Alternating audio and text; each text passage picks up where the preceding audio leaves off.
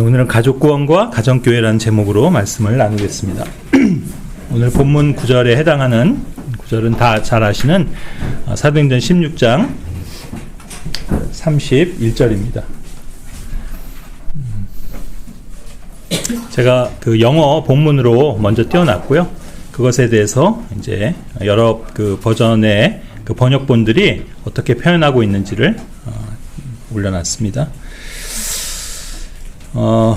그 지난 9일이었죠. 저 개인적으로 저의 동서, 그러니까 우리 혜정자매의 그 형부가 갑작스럽게 별세했습니다. 이미 몇 주 전에 요양병원에 입원해 있다는 소식을 들었었고, 그래서 이제 조만간 찾아가서 이 복음을 전할 수 있도록 그렇게 여기 수요 기도 모임에서 형제자매들께 기도 부탁했던 것들도 기억을 하실 겁니다. 그런데 예상치 못하게 찾아뵙기도 전에 갑작스럽게 돌아가시는 바람에 그 복음을 전할 수 있는 기회를 갖지 못했고, 그래서 믿지 못한 상태에서 돌아가시게 되었습니다. 그것이 개인적으로 너무 가슴이 아프고 안타까웠습니다.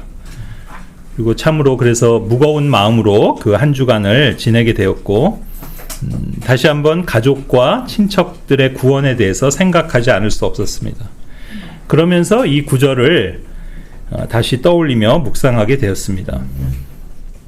이 성경 구절을 과거 여기도 보시는 것처럼 개역 성경으로 대할 때는 마치 믿는 자에게 가족 구원이 약속된 것인 양 생각되기도 했었습니다. 왜냐하면 주 예수 그리스도를 믿으면 내가 구원을 받을 뿐만 아니라 마치 나의 가족도 구원받는 것 같은 뉘앙스로 표현되어 있기 때문입니다. 하지만 개인이 예수님을 믿을 때 자기 자신이 구원을 받는 건 사실이지만 자신의 가족도 구원을 받는 것은 당연히 아닙니다.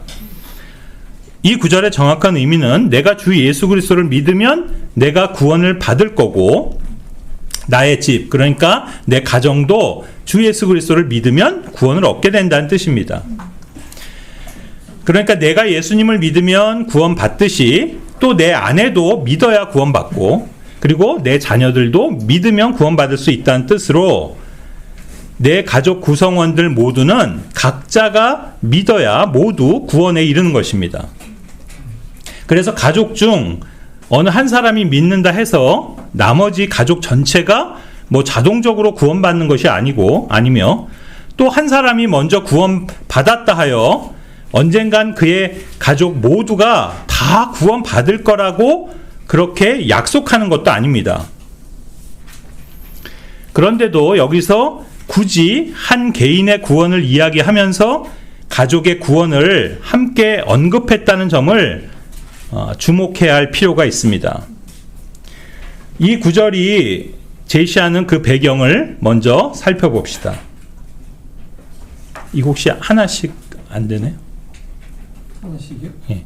한 번에 나오네요? 예. 이상하네. 아시는 것처럼 이 구절은 그 빌립보의 감옥을 지키는 간수의 질문에 대한 대답으로 나온 문맥입니다. 그 앞절 30절에서 그 간수의 질문은 내가 구원을 받으려면 무엇을 해야만 하느냐? What must I do to be saved? 라는 것이었습니다. 자신의 가족이나 동료를 포함해서 우리가 무엇을 해야만 구원을 받을 수 있느냐라고 한 게 아닙니다.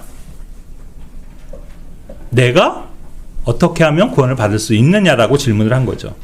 근데 여기 이제 참고로 제가 한번 비교하려고 올려놓은 구절이 있는데, 그것은 사도행전 37절입니다. 거기서도 이제 유사한 우리가 이제 그 질문을 보는데, 거기서는 그 사도들에게 남자 형제들아 우리가 무엇을 해야 하는가? What shall we do? 라고 했던 질문이 있습니다. 이제 비교를 해보면 여기서는 구원을 받으려면 무엇을 해야 하냐라고 물은 것도 아니거니와 그 무엇을 해야 하는지를 궁금해하는 주체도 한 개인이 아닌 우리라고 하는 복수입니다. 그렇지만 오늘 본문에 해당되는 이 사도행전 16장 30절에서 그 간수가 했던 질문에 대한 대답은 그래서 그 개인에 맞춰서 그냥 네가 주 예수 그리스도를 믿으면 구원을 받을 것이다 라고 말해줘도 충분한 것이었습니다. 그런데 굳이 왜 거기서 your house, thy house, 너의 집을 거론한 것일까요? 결국 이 시대 하나님께서 원하시는 인간의 구원 계획은 개인의 구원에서 끝나는 게 아니라 그의 집, 그러니까 가족의 구원까지 연결되어야 한다는 사실을 짐작할 수 있는 겁니다. 다시 말해 어느 한 사람이 구원을 받았다면 그의 가족도 구원을 받아야 진정 의미 있는 결과, 즉 하나님께서 궁극적으로 뜻하시는 바의 구원의 결실이라 할 수 있다는 사실입니다. 왜냐하면 성경적으로 하나님의 시각은 가정 안에서 발견되는 개인으로 늘 개인과 가정을 묶어서 다루시기 때문입니다. 여러분이 성경을 위에서 읽다 보면 많은 곳에서 너와 내 집 또는 나와 내 집이라는 이런 식의 표현들을 보게 될 겁니다. 제가 몇 구절을 이렇게 소개해 놨습니다. 뿐만 아니라 개인의 운명은 늘 가정의 운명과 그 궤를 같이 하는 걸 볼 수 있습니다. 우리가 구약 성경에서 노아나 롯이나 또 라합 등의 그런 사례들을 통해서 확인할 수 있습니다. 노아의 경우는 너와 너의 온 집은 방주 안에 들어오라. 또 창세기 19장 12절에서 너와 너의 아들들과 내 딸들을 이 도시에서 나가라. 롯의 경우죠. 또 창세기 34장 30절에서 나와 내 집이 멸망하리라 라고 지금 얘기하고 있는 건 지금 야곱의 표현입니다. 또한 그 여호수아에서는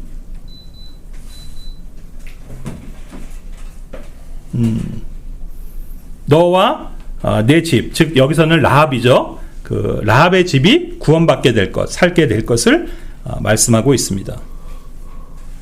그런가 하면 또한 구약에서 하나님께서 이스라엘 백성을 계수하실 때도 늘 그 숫자를 가족과 집 단위로 구분해서 하시는 것을 민수기 1장 2절을 통해서 확인할 수 있습니다. 그들의 가족들에 따라 after their families, 또 그들의 조상들의 집안별로 by the house of their fathers, 이런 식으로 그 어떤 숫자들을 가정별로, 가족별로 이렇게 세고 계신 것을 또 확인할 수 있습니다.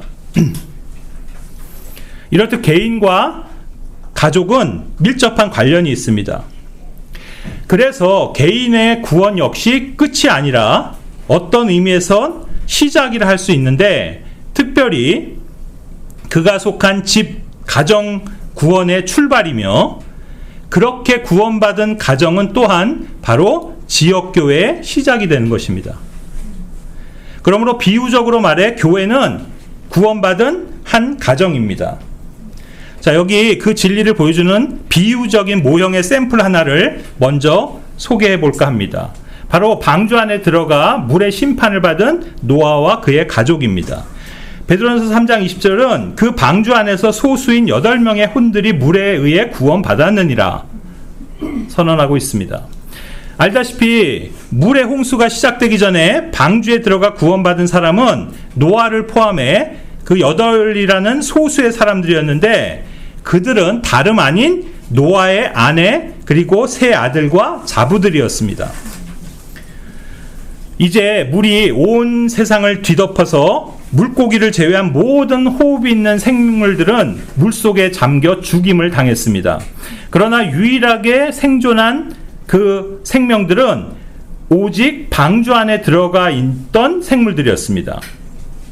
즉 그때 이 지구상에서 생명이 존재하고 있는 유일한 장소는 오직 그 물 위에 떠 있는 방주뿐이었기에, 한마디로 표현해 보면 생명은 방주 안에 있었고 방주 밖에는 죽음이 있었다라고 말할 수 있습니다.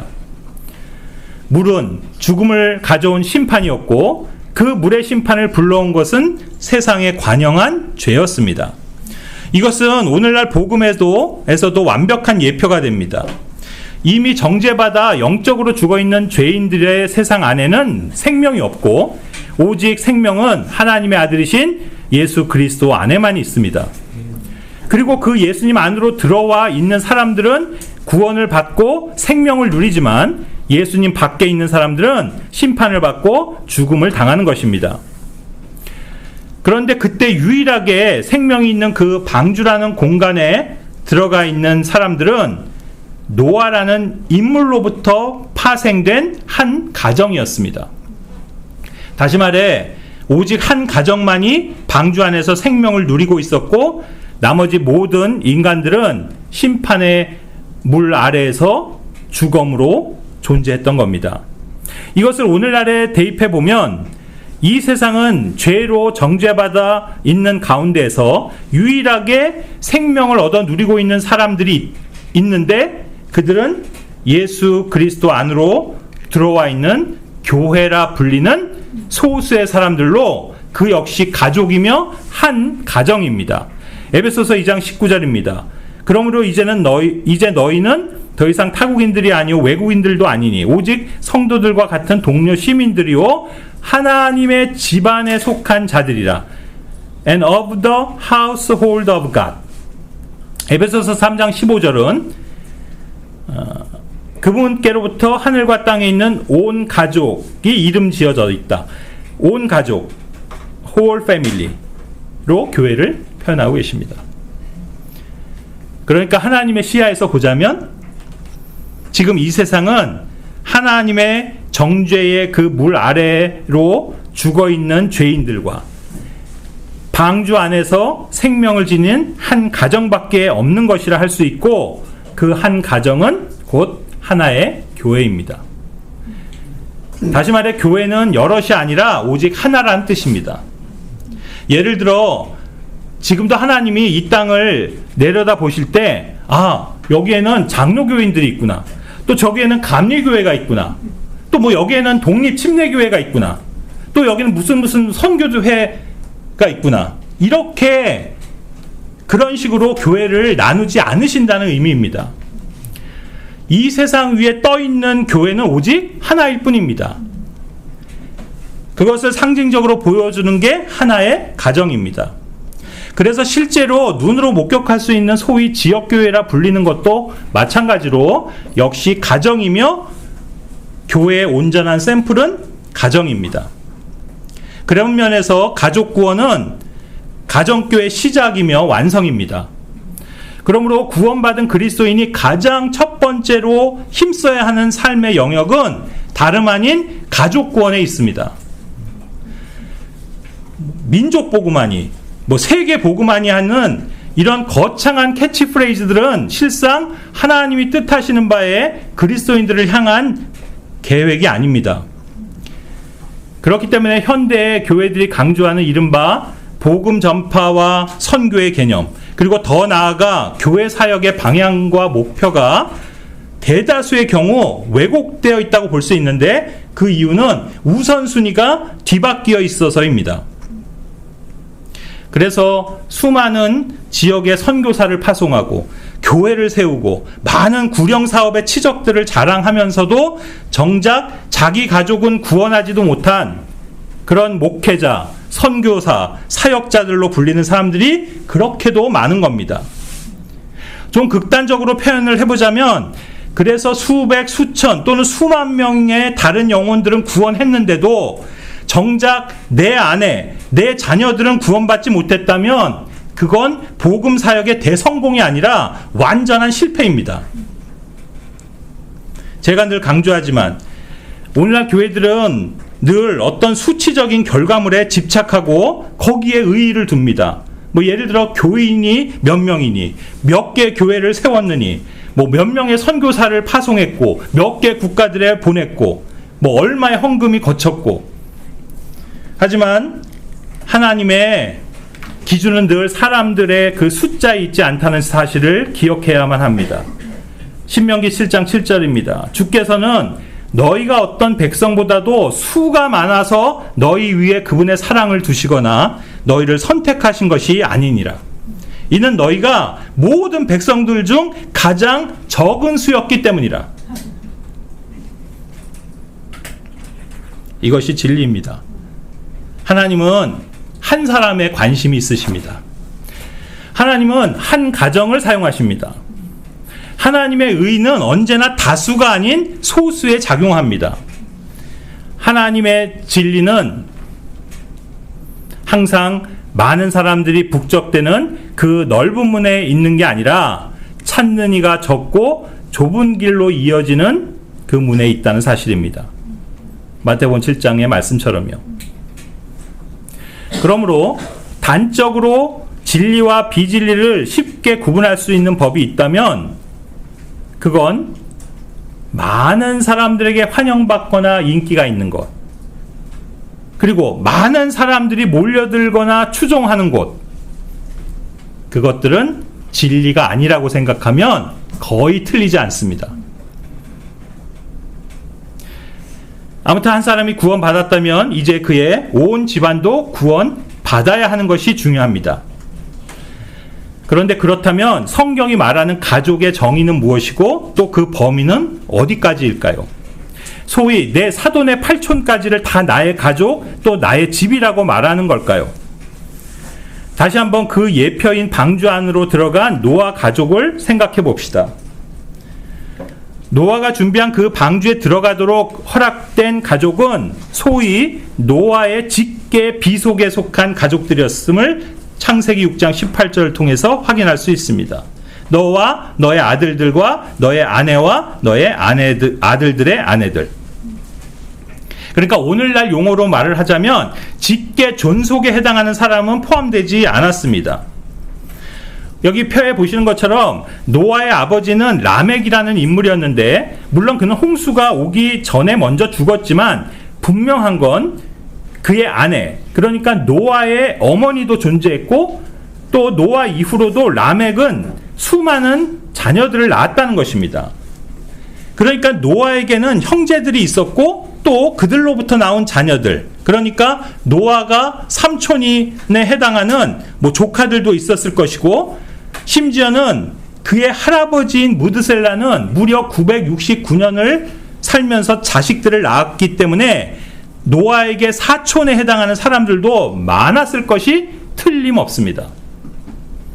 그러나 그렇게 많은 혈족들 중에선 그 누구에게도 방주가 허락되지 않았고 결국 그 친족들은 모두가 수장되고 말았습니다.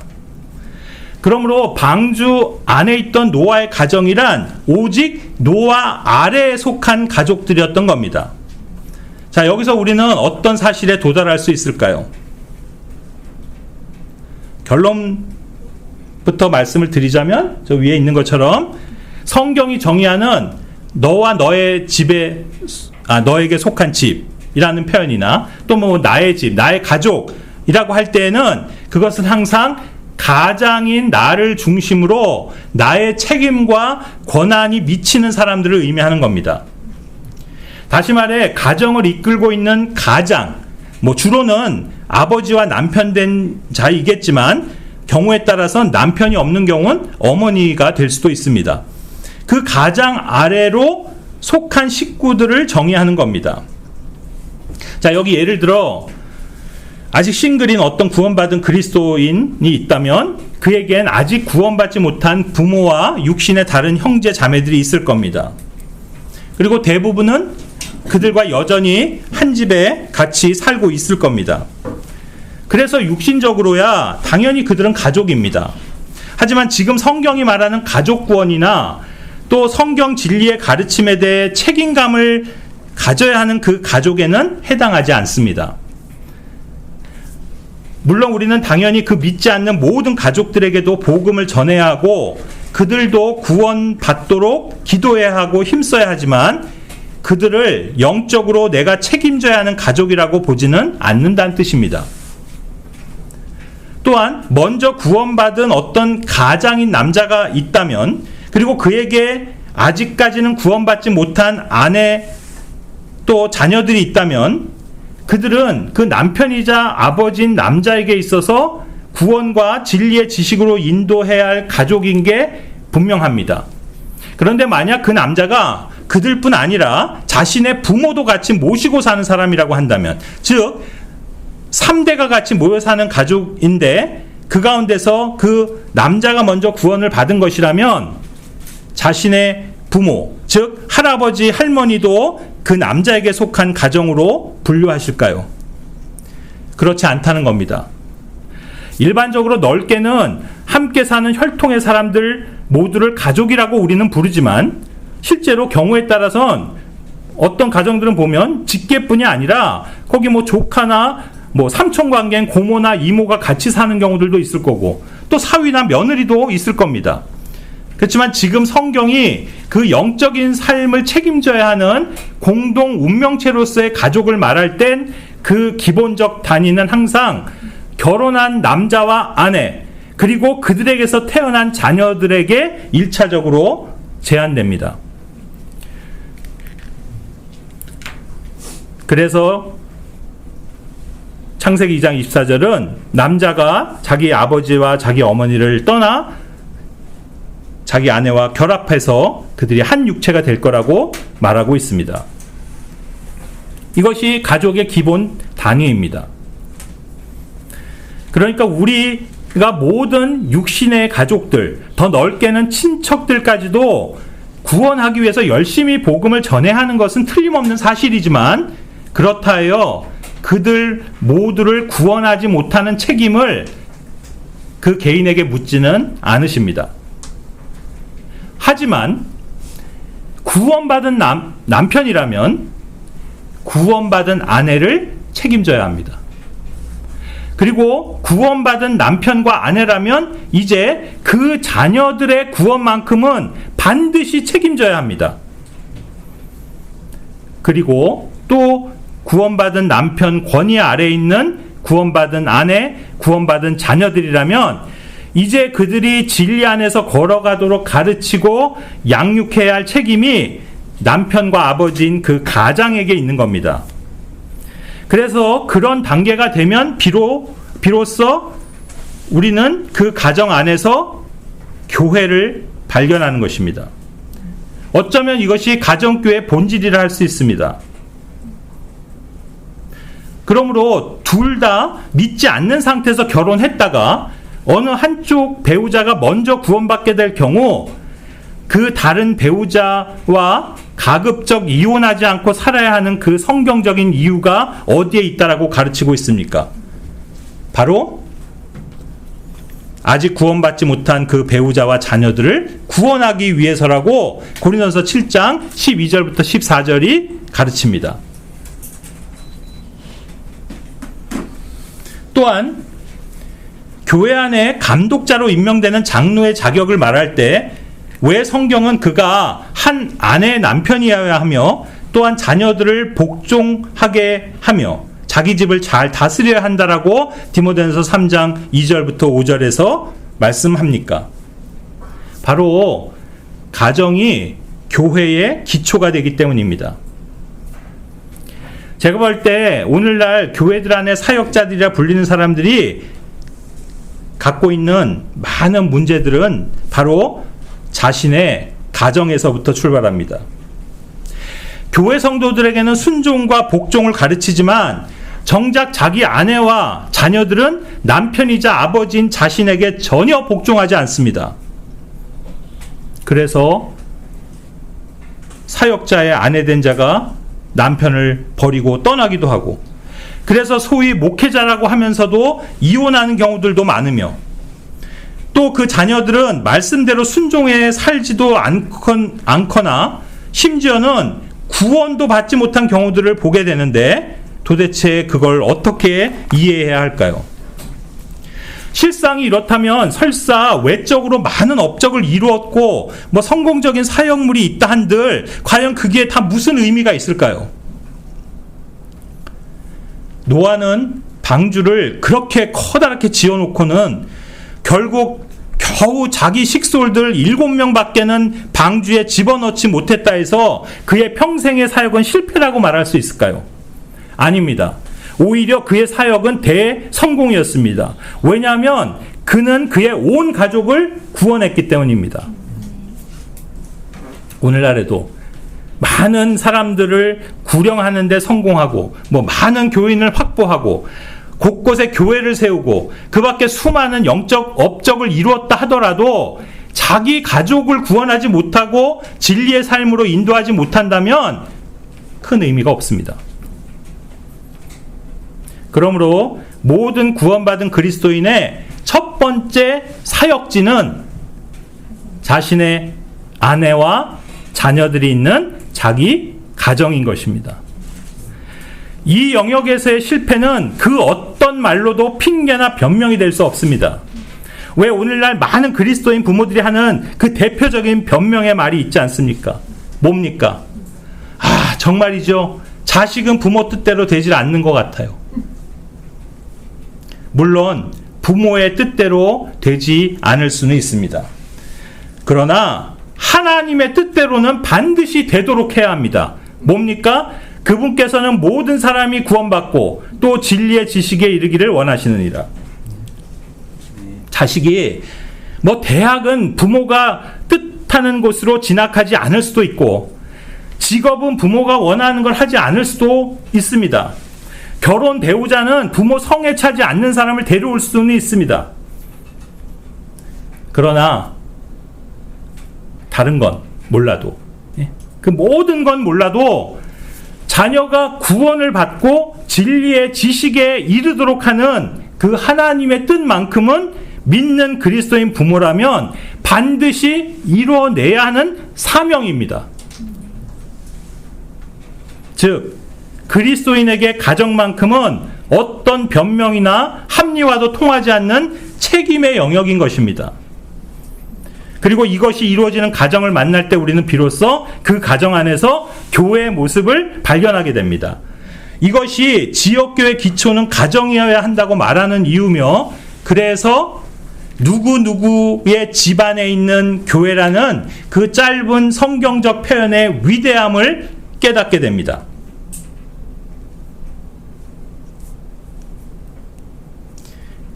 신약 초기 시대에 각 지역에 나타난 교회들의 형태는 그렇게 완전히 구원받은 여러 가정들 안에서 모임과 집회가 이루어지면서 그런 가정들이 서로 연결돼 상호 교류하며 교제하는 방식이었습니다. 그래서 한 도시 안에는 모임을 갖는 가정들이 여럿 있었지만 그들은 서로 다른 교회가 아니라 하나의 교회였습니다. 그래서 지난번에도 설명드렸던 적이 있는데, 성경은 같은 도시 안에 있는 교회를 교회들이란 복수로 부르지 않고 늘 단수로 어느 도시에 있는 교회, 이렇게 불렀던 겁니다. 오늘 처음에 그 본문 구절에 해당하는 사도행전 16장 31절의 배경이 되는 빌립보라는 도시의 경우도 한번 생각을 해봅시다. 빌립보는 마케도니아 지역에서 사도 바울의 일행이 처음으로 방문했던 도시입니다. 그리고 그곳에서 바울이 처음 얻은 열매는 리디아라는 여자의 가정이었습니다. 기억하시죠? 여기 나와 있습니다. 리디아라 이름 불리는 그 자주색 옷감 판매업자, 그리고 그는 티아티라 도시의 출신이고 그는 하나님을 경배하던 자니까 아마도 유대인이었을 겁니다. 이 여자가 바울이 전하는 복음을 듣고 믿었을 뿐 아니라 그의 가정으로 인도해서 그의 온 가족이, 집안이 믿고 침례를 받았습니다. 여기 리디아라는 여인과 그녀의 가정이라는 표현으로 보아서 이 여인은 남자가 아니었지만 이 가정의 가장이었음을 짐작할 수 있습니다. 물론 그녀에게도 남편이 있었을 가능성을 전혀 배제할 수는 없지만 이 기록에서만큼은 분명히 her household, 그녀의 집안이라고 한 것에서 그녀가 이 집안을 책임지고 있었다고 봐야 할 것입니다. 아무튼 리디아는 복음을 받아들였고 그녀의 가족들도 복음을 믿고 침례를 받음으로 그녀의 온 집안이 구원에 이르렀던 겁니다. 그런데 이제 이 사건 이후에 어떤 길가에 그 점치는 처녀를 사로잡고 있던 악한 영을 바울이 내쫓잖아요. 그래서 그것 때문에 그 고용주들로부터 거짓 고소를 당해서 이제 바울은 빌립보 감옥에 갇히게 되었던 거고, 거기서 그 감옥의 간수가 이제 믿게 되며 또 그의 가족도 구원받게 되는 오늘 본문의 사건이 일어나게 된 겁니다. 그것이 사도행전 지금 16장 30절부터 34절의 스토리입니다. 그리고 감옥에서 이제 나온 바울 일행은 다시 그 리디아의 집으로 가게 되는데, 거기서 이제 그들을 위로하고는 이 빌립보라는 도시를 떠나게 되었음을 16장 40절을 통해서 확인케 됩니다. 자, 그러니까 정리를 해보자면 바울은 빌립보라는 도시 안에서 짧은 시간 체류하면서 두 가정을 복음으로 구원했던 겁니다. 한 가정은 리디아 여인의 가정이었고, 또 다른 가정은 그 이름은 여기 알려지지 않았지만 빌립보 감옥 간수의 가정이었습니다.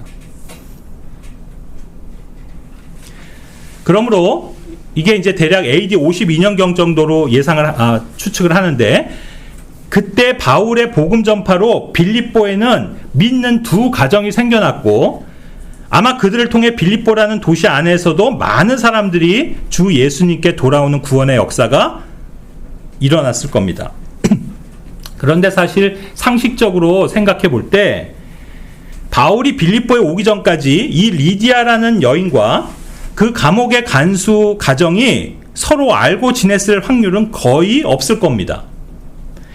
자주색 옷감 장수를 하는 여인과 죄수들을 감시하는 감옥의 간수 사이에 어떤 접점이 있기란 쉽지 않기 때문입니다.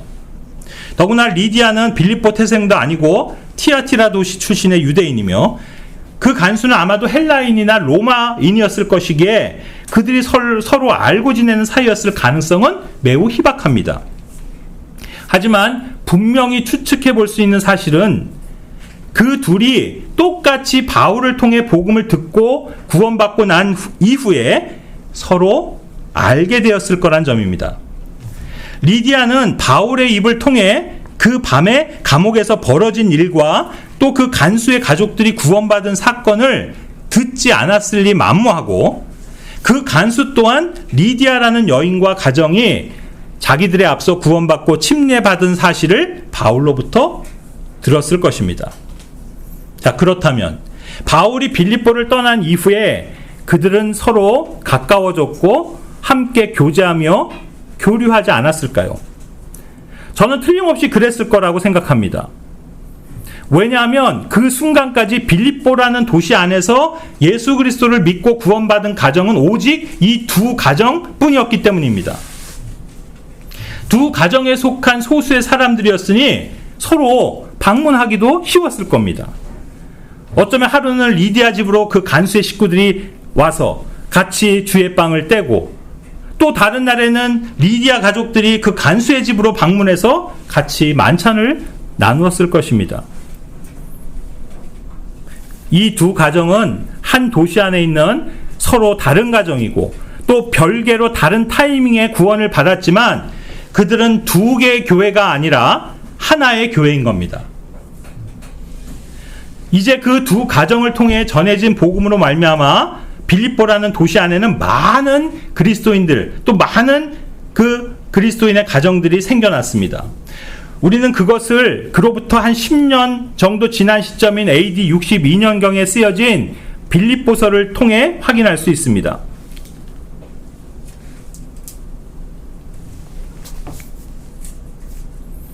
빌립보서는 역시 사도 바울이 빌립보에 있는 교회, 즉 성도들에게 보낸 편지입니다. 근데 이 시점에 와서 빌립보 안에는 두 가정교회만이 존재하는 게 아니라 아마도 수백 개의 구원받은 가정들이 생겨났을 것이고, 또 다른 많은 수의 크리스찬들이 있게 되었습니다. 그걸 알 수 있는 것은 빌립보서를 읽어보면 거기에 이제 이 두 가정 외에 많은 다른 크리스찬의 이름들이 나오는데, 대표적으로 빌립보서 4장 2절 같은 데 보면 유오디아나, 순투케 같은 여인들의 이름이 나옵니다.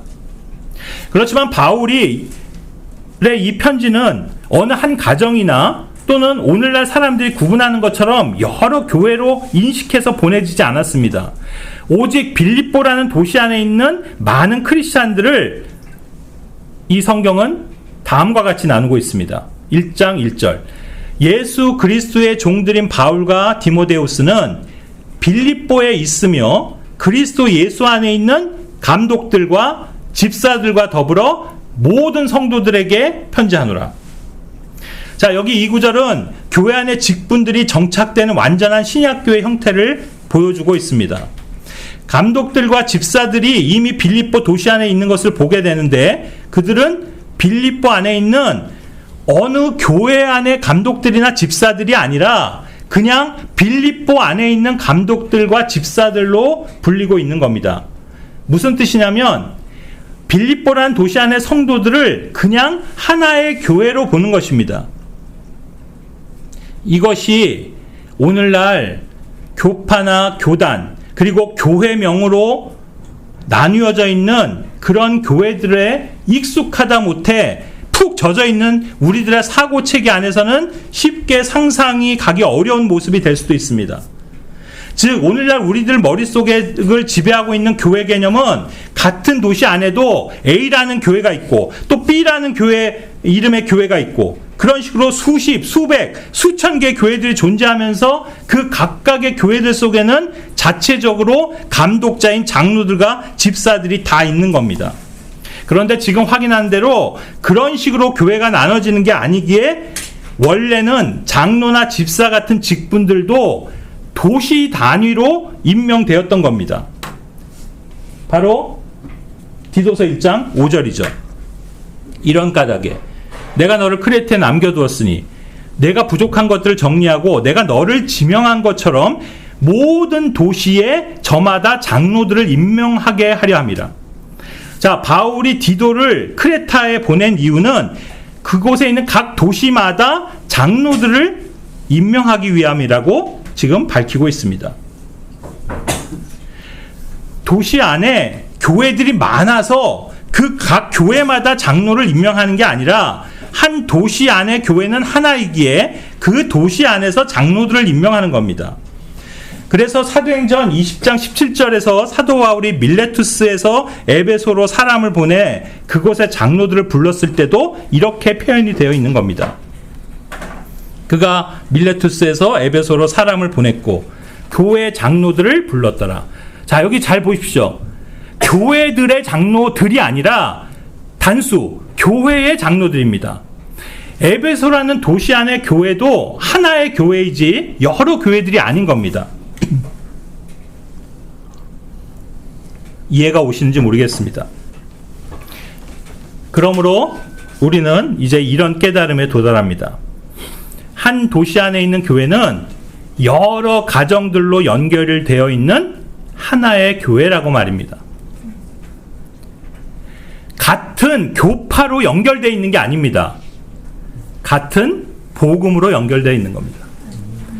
같은 이름으로 묶여 있는 게 아닙니다. 같은 진리로 묶여 있는 겁니다. 같은 교칙으로 조직된 조직체가 아닙니다. 같은 성령으로 유기적으로 연결돼 움직이는 유기체입니다. 같은 장소에서 늘 같은 시간에 한꺼번에 모이는 게 아닙니다. 같은 마음으로 어느 성도의 집에서나 자원해서 모인 것입니다.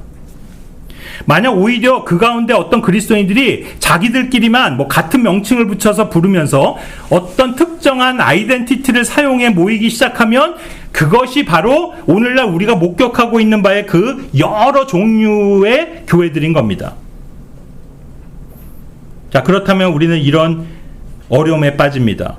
도대체 그렇다면 이미 이렇게 어그러져 있고 왜곡된 교회들이 판을 치는 이 시대에 도대체 어떻게 그 교회의 오리지널을 회복할 수 있을까요?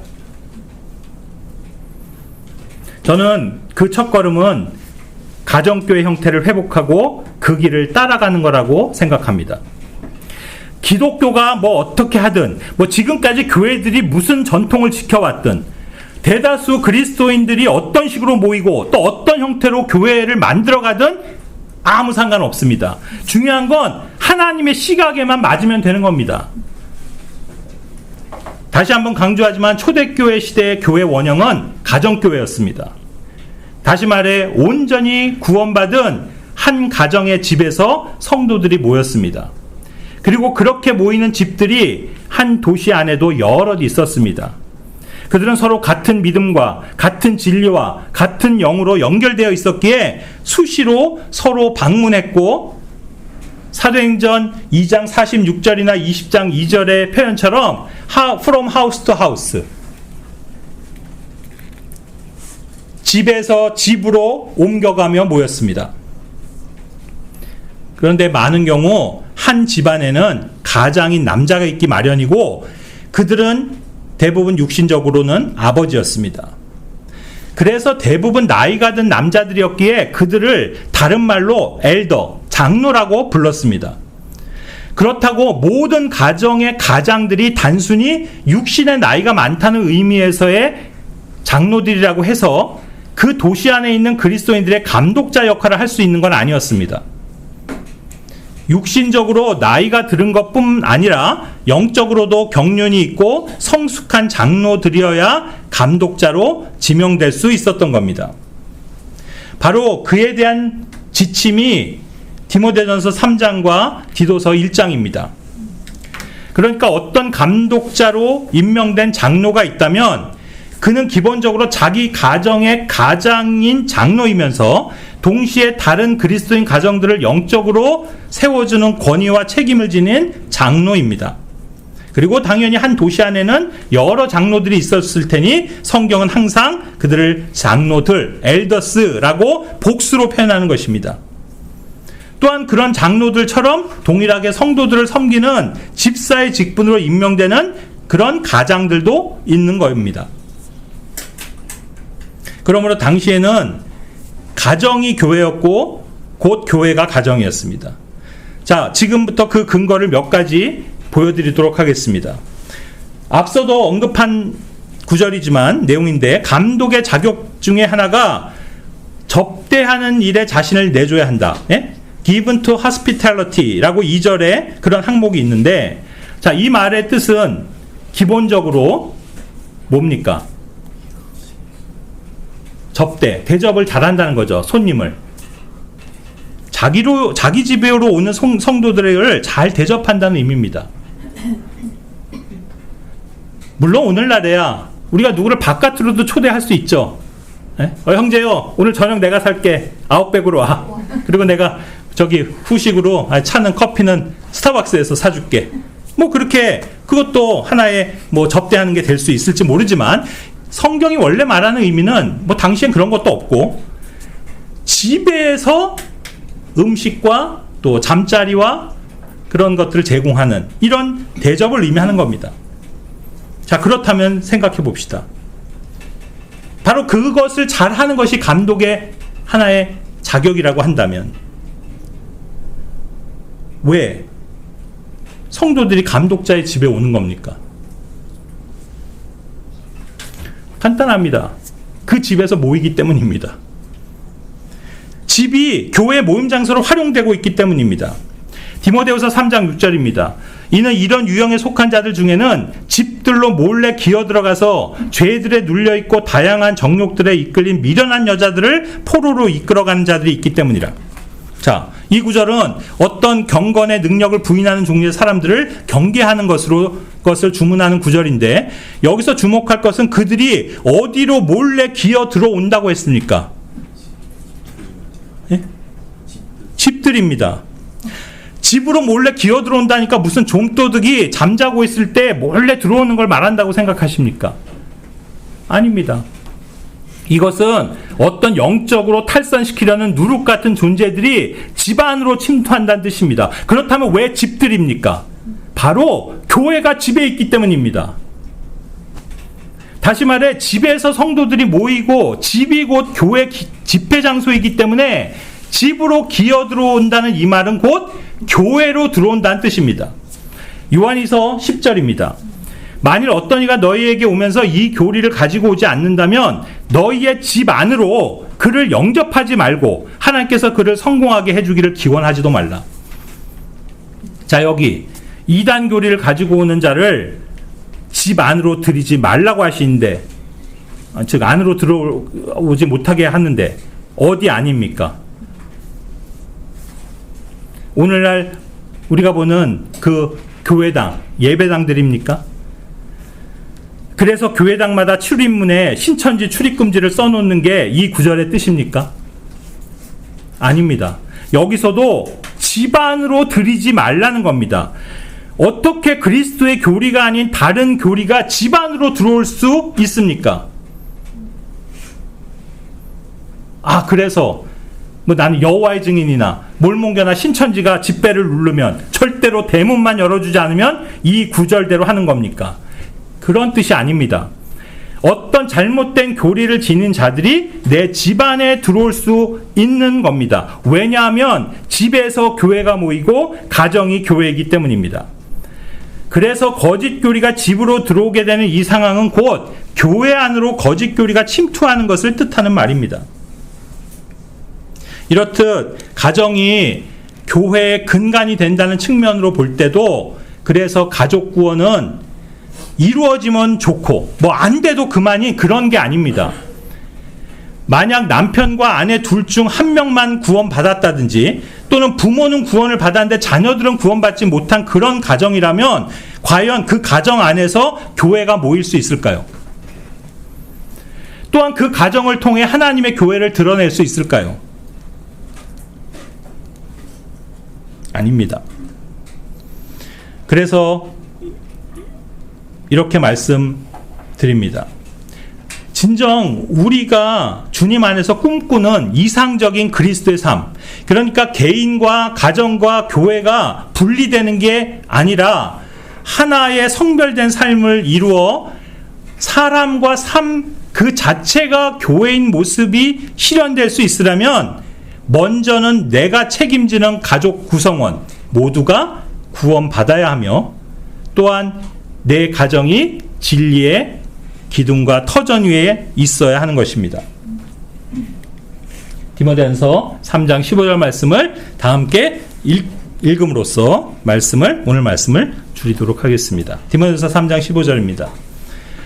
다만 내가 오래 지체한다면 이는 내가 하나님의 집에서 스스로 어떻게 처신해야 마땅한지 너로 하여금 알게 하려 함이라. 이 집은 살아계신 하나님의 교회이자 진리의 기둥과 터전이니라. 아멘. 기도하겠습니다.